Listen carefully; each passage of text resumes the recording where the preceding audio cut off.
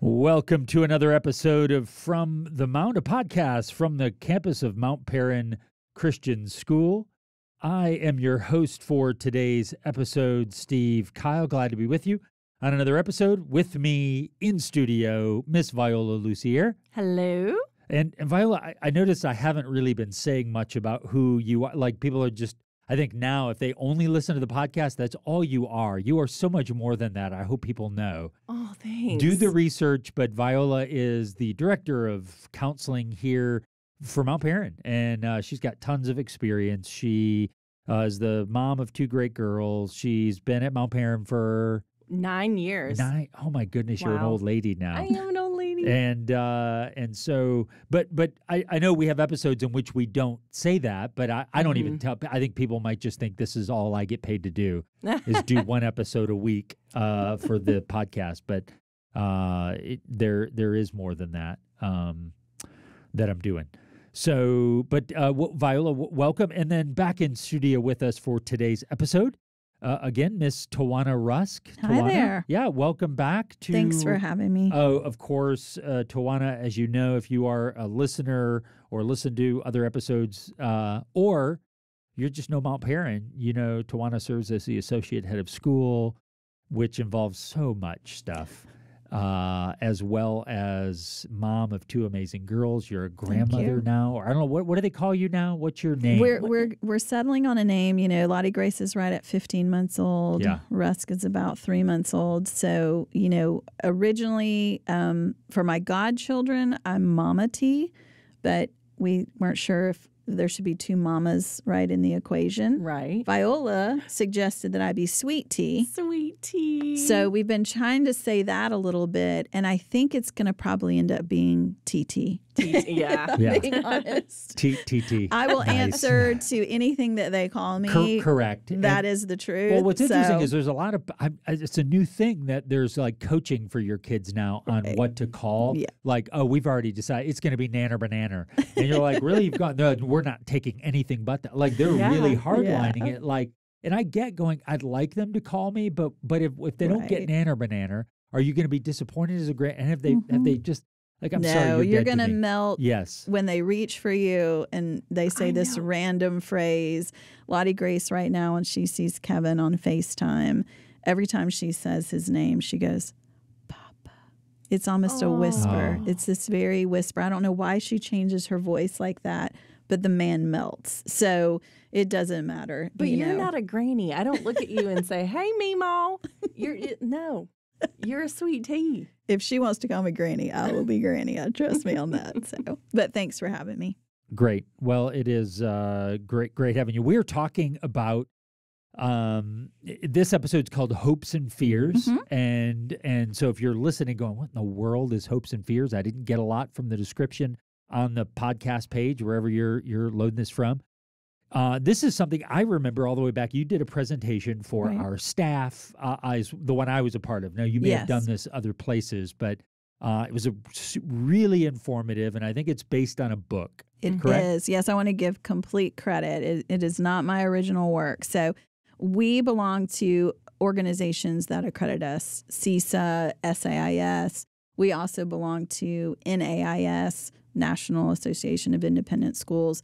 So all these organizations provide different things, and you can order books and studies and research from them. So Dr. Michael Thompson and Dr. Robert Evans, who are both school psychologists that have had a career attending independent schools, teaching in independent schools, became psychologists, now work in independent schools, and have done a ton of research. They wrote a book called Hopes and Fears, working with today's independent school parents. Yeah. And so it was just super informative. I've had the privilege of being in webinars with Dr. Michael Thomas and just learning, from him about what are parents dealing with now in today's day and age, and, how can we best support and serve them as an independent school. Yeah. Well, and they wrote it from the perspective of what the parents are feeling, but like how we as a school can kind of help them, right? Yes. So as somebody who has kids here and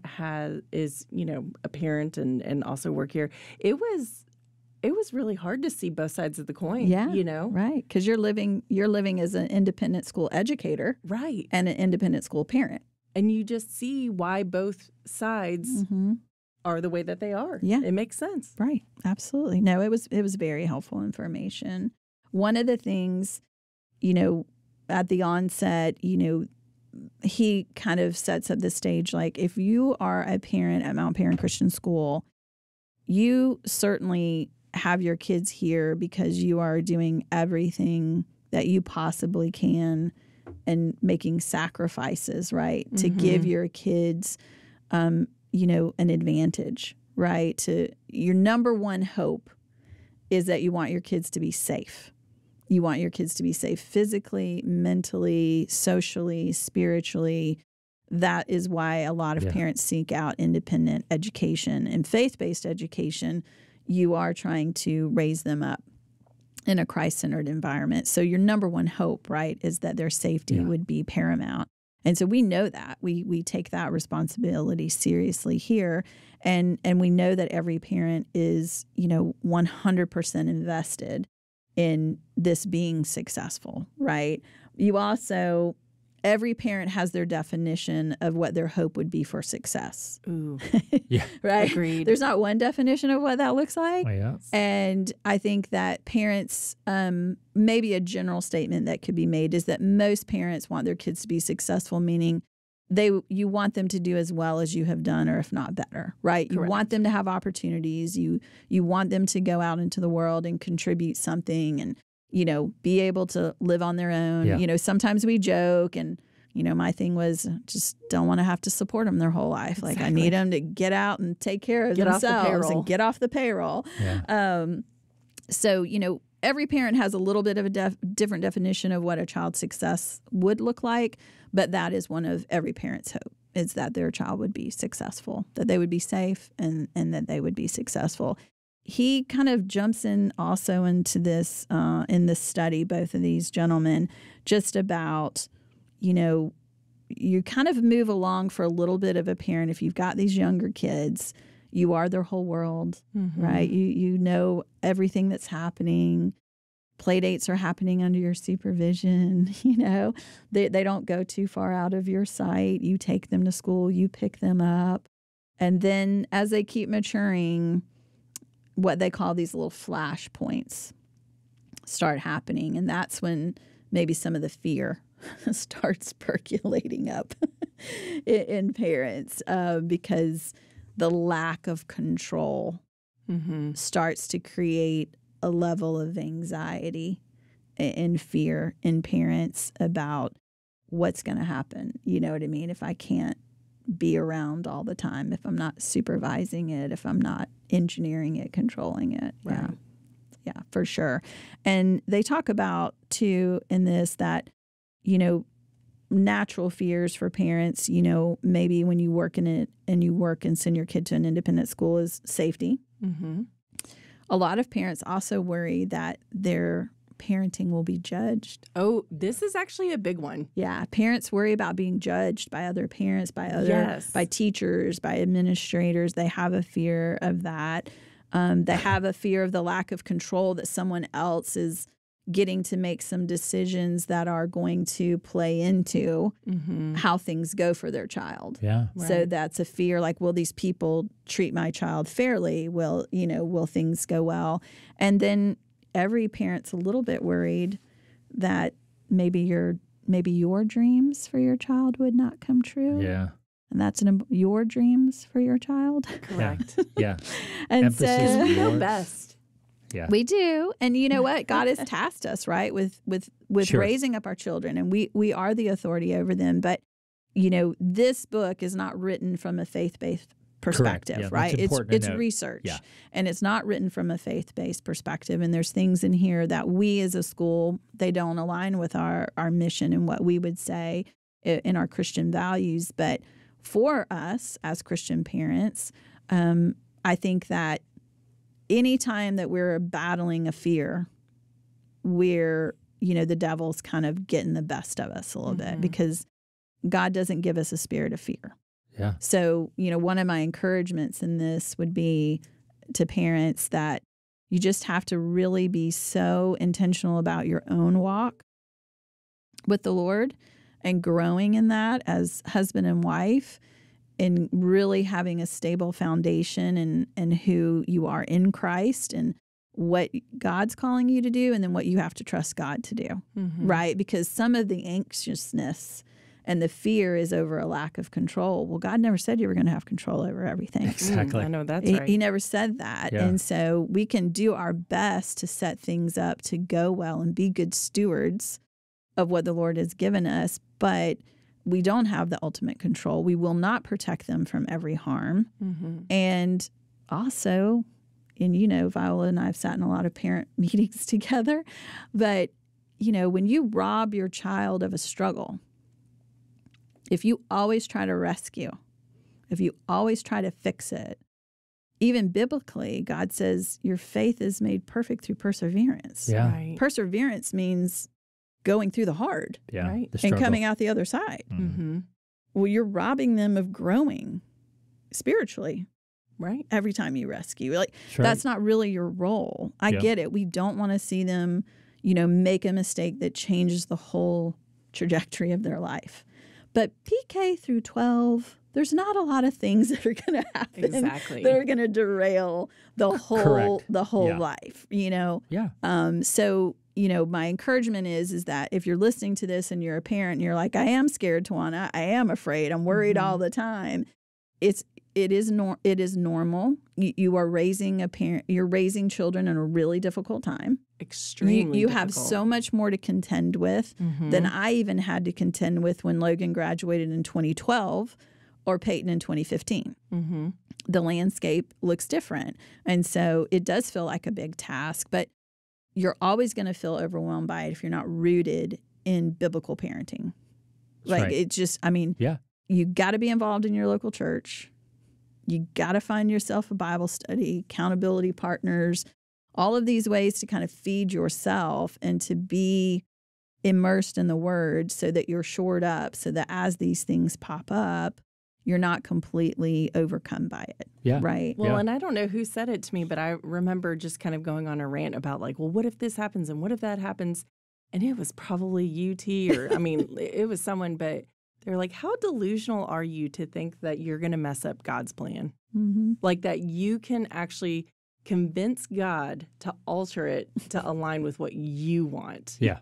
Yeah. Right. How delusional are you? You know, so it's at the end of the day, we Right. can try and do, and how many times have I seen it where parents are kid doesn't want to do something post-graduation, parents want something specific to happen, and it doesn't pan out the way we want it to, but Yeah. it still pans out beautifully. Yes. Like, Yeah. It is. And a couple of things that I would say that were helpful takeaways for me reading this as a school administrator, right? And then working with our families here at Mount Perrin is just, I know that parents are making a huge financial commitment, investment, and sacrificially making this a doable thing for their family to be here. So it's no small feat. Kevin and I lived it. I didn't always work here. And so, we were full pay tuition for a really long time. Logan was a senior and Peyton was a freshman before I came to work here. So I know the sacrifices that were made. And so when you're putting that sort of effort and intentionality into it, and then something doesn't go quite right. And the way the psychologist described in this book is like, if parents perceive that something has happened that is undercutting one of those competitive advantages a parent was trying to give their kid, it's going to be a flashpoint. Examples they give are things like, you didn't make the varsity team. right. You didn't get recommended for honors or AP or You didn't get the lead in the play. right. You weren't selected as team captain. You weren't like all these It's the little story of my high school. You guys just went down. I was like, yeah, check. Oh, the drama. Yeah. And, as parents, you've got this picture in your mind of what you're trying to orchestrate and set up and how hard you're working to make that happen because you only want the best for your baby. We get it. But it's not going to always, to your point, play out exactly like you want it to. Right. And when these things happen, sometimes that can cause, quote unquote, a flashpoint where a parent is upset with said coach, said director, said club sponsor, teacher, all of these things. But it's rooted in a place of fear and anxiety. And that is not where we're supposed to operate from, right? These little moments, don't get me wrong, they hurt. It hurts to put a lot of effort into something and a lot of training into something, and you audition and you're not selected. I am not belittling how hard that is to be to be told no or to be cut. And let me just be honest, I've been the coach. It's not easy to cut. It is not. It is a painful process on the other side of that to make those kinds of hard decisions. But what my encouragement would be is that take a step back, take a breath, prayerfully consider, is this just you're fired up about it because it didn't go the way you wanted it to, right? And you perceive that now somehow your child is at a disadvantage, or you know what I mean? Like, how much flesh is involved in this, and how much, how much is really God's got it. Yeah. You know what I mean? It'll be okay. It's a. I mean, Michael Jordan didn't make his high school team, right? You know what I mean? So the stronger the fear, the weaker the trust. Yes, is where it's even That's in a my word. own. It is because, and I've experienced this in my own life. I found the times that I was the most fearful, I was the least trusting. Yes. And I think we have to get to the place where we have to say, God, and I hated to admit that. As someone in full time, you didn't want to admit, is it God because I really don't trust you? And it was really because I believed it wasn't about that. It was like, but do you really got this? Right. And is this better than what I had in my head? And because I would have, but I had planned it this way. And I had a pretty good plan, God. So is your plan actually better than my plan? And we get to that place that when that fear is that it's not, it's because my trust is so shallow. And I think that was a wake-up call for me. And maybe if you're listening, you're going, man, I wrestle with this fear. Where are you? And of course, the closer you draw to your Savior, you dig deeper in His Word. You see Him at work. Your trust you get to that place. You see Him work. You go, yes, all right, you do got this. You've proven yourself faithful over and over and over again. If I will just pay attention to that, as opposed to paying attention to this fear. Another great takeaway from this research was just that the parents who are listening to this podcast, you care. You are out there looking for good information to help you be a better parent. Right. You care. We know that. Unfortunately, there's a lot of bad information out there on parenting. There is so much misinformation. We feel like if it's on Google, it's got to be good. It's not rooted. Legit. I mean, even to these authors who are non-faith based, they're talking about how much garbage there is. It's not rooted in any sort of research, science, child development, anything we know about mental health or it's not rooted in any of that. You know what I mean? If I have said this before, if Reese Witherspoon, who I love, actress, all these great things. If she wants to write a book about parenting, she's going to sell 1 million copies. Correct. Because she's Reese Witherspoon. She's not an expert on parenting. Right? And the people who are listening to this podcast, you're wanting to do this from a faith-based place. So you really have to be discerning about what you're using. Correct. As your reading materials, what articles are you reading? What books are you reading? Who are you getting your advice from? Because they could just be perpetuating all of these fears. Correct. And not all of this angst. And let me tell you, that's the number one thing that happens when you go out with your friend and y'all go to dinner. It is just like this comparison, what's going on here, what's going on there, how come this hasn't been done? Well, it should be like this. That's not healthy and that's not helpful. It's not. And the other thing that I would say in this day and age as a parent that's not healthy or helpful is social media.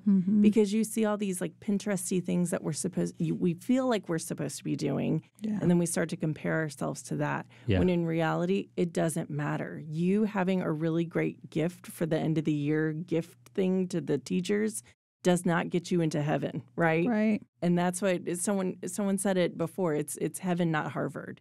And we're missing the point when we're just trying to get through the next couple of years. We're missing the point that we're trying to shoot for eternity, y'all. That's what we're doing here. Absolutely. Another great takeaway from this research was they talk about with a lot of this bad advice, right? This bad parenting advice that people have been given who sincerely are out there looking for good information. Right. You read the reviews, it's got 5 stars, so you get it, but it's like, it's not really great information. They said the self-esteem lie. Okay, so here's the lie that's being perpetuated in a lot of literature, okay, about parenting. Self-esteem can be promoted by positive reinforcement. And that, in turn, promotes academics and other spheres of life success. That is the lie. Yeah. That's a lie that self-esteem can be promoted by positive reinforcement, which then promotes academic success and life success. Strongly disagree. Here's the self-esteem truth, according to research. Tackling and eventually mastering developmentally appropriate challenges improves self-esteem. Tackling and eventually mastering not instantly, challenges. right? Not instantly. Okay, good. Takes time. Not, a developmentally appropriate challenges, going through the struggle, persevering. Mm-hmm. That is what builds self-esteem. And academic success contributes to self-esteem, not the reverse. Mm-hmm. Doing well at school builds self-esteem. Self-esteem doesn't make you do well at school. It's going through the struggle. It's the learning. Mm-hmm. It's the overcoming. It's the practice and mistake. And what did I learn from my mistake? Let me try it again. All right, here I finally got it. That all builds self-esteem. So you can't just, I think the quote in here is, you can't prepare the path for your child. You can't map it out. That's a lawnmower parent. And make it perfect and your kid walks it. Mm-hmm. Your job is to prepare your child for the path that God calls them to. Yeah. Right? Right. Like that is very different. You've got to be like dexterous. What is the ambidextrous? Ambidextrous. Yes. Like you got to have a lot of tools in your toolkit, right? You got to know how to, I can flex this muscle. I could adapt and change that. This is going to call for me to be this way. I remember learning this and I know how to sit patiently in this. Or, hey, this is calling me to be bold and courageous and in Christ. Like, okay, I'm going to step out in that part of it. Like, you got to develop all of that in your child because you don't know what path God is calling them to. Mm-hmm. Yeah. You don't know exactly what that is going to look like. And so that's what you need to be spending your time on. Kids who are well rooted and established in whose they are, right? Yeah. Mm-hmm. Who they are in Christ. They are a daughter, son of the King. That is who they are. And that life is not going to be easy. And it's not always going to go well. And they're going to mess up. People are going to hurt them. They're going to be disappointed. But we're going to learn from all of that. And God's going to use all of that. And as long as we're walking with Him and pressing into that, we're going to be prepared for wherever He takes us. Yep. Mm-hmm. I mean, And that can take a left turn like hard. I mean, there was a point in Logan's high school career where she was really passionate about missions. We had taken a mission when she was the summer of 6th grade to Cambodia. I had never been on a mission trip, and this child just was on fire, like, we have to go. So I'm like, I'm going. And then my mom's like, well, if y'all are going, I'm going. So we all went. Then she went back to Cambodia a second time. She went to Ethiopia, and she's talking to Kevin and I like, I'm going to leave high school and go into the mission field. And we're like, what? like you don't like to really stay the night away from home. I had to come pick you up from dance camp. Like, you know what I mean? Yeah. Like, what do you mean that. you're going to do, Yeah. you know? And I remember sitting down with our then Christian life director, and Kevin and I were like, okay, we're underneath. We're like a little bit panicky because what if this really happens?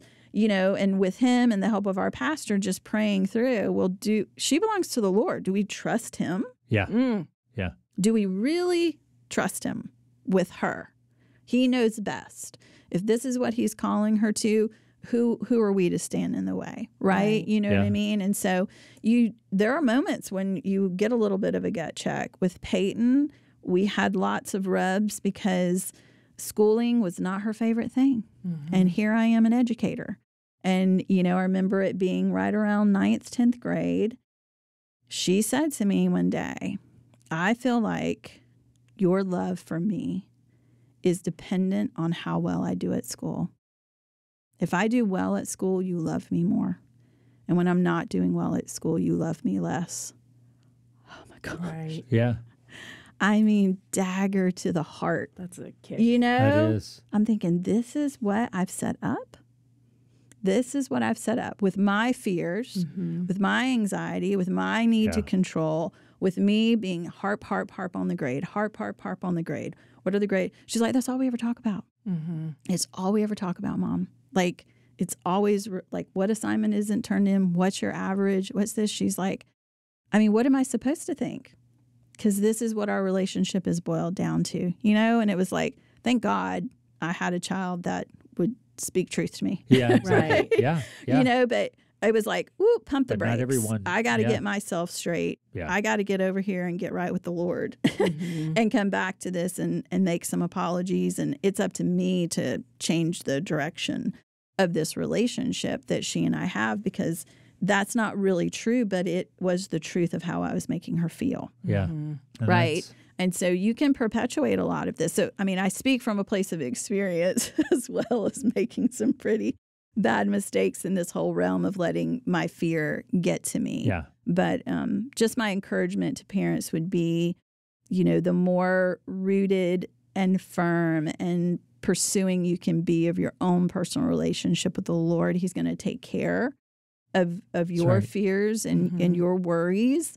And then you will not have to perpetuate that onto your child, right? And then you can assist your child in how to seek out their relationship with the Lord to calm their own fears. You know, it's you are doing good things as a mom and dad, being, you know, a family that's associated with a school, or even if you don't attend this school and you're looking to raise your kid in a Christ-like manner, you are doing good things for your kids. Right. God's going to honor that. You be obedient to Him, He'll take care of the rest. I agree. That's right. And that's a great way to kind of land this hopes and fears. You started by kind of quoting this, we're called to fear not, that we are and can rest in, hope in one who has conquered that fear. And then when we recognize that our hope is not in our plans and our miserable, but our hope is in the one who knows tomorrow and every tomorrow after that. And if we could get there, and it's not easy. It is not easy, I think yes. the hope is there, and the fear begins to dissipate. And so, Tawanna, thank you for sharing. Viola, thank you you again. much. And thank you all for listening to another episode of From the Mount. We'll hopefully have you back on our next episode.